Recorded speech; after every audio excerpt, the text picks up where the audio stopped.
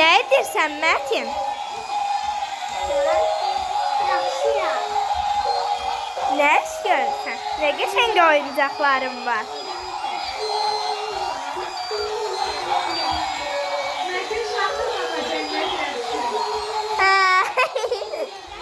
Şaxta baba cənnəti. Oy Allah. Qar qızı da var, pingevin də var. Hər şey var.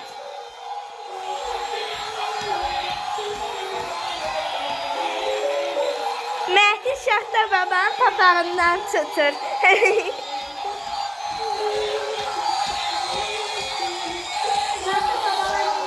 Sən nə gəzirsən burada? Mətinin yanına get.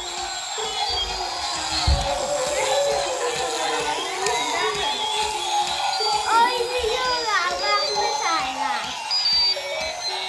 Çok güzel. Qar qızı da var.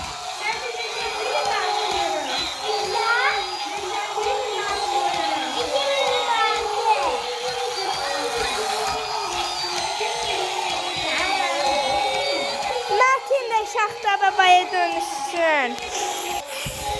Mətin nə qəşəng Şaxta baba oldu belə. Düzəldək papağını.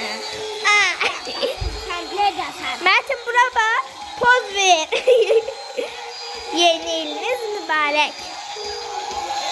Şaxta baba cənnətidir.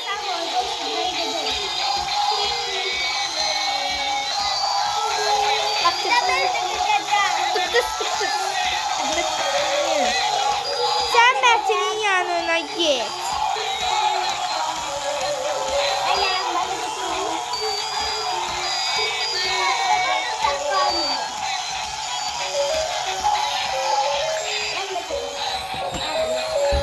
Salam dostlar.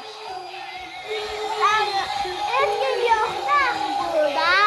Sen varsan. Dostlarımızla sağollaşaq. Sağ ol.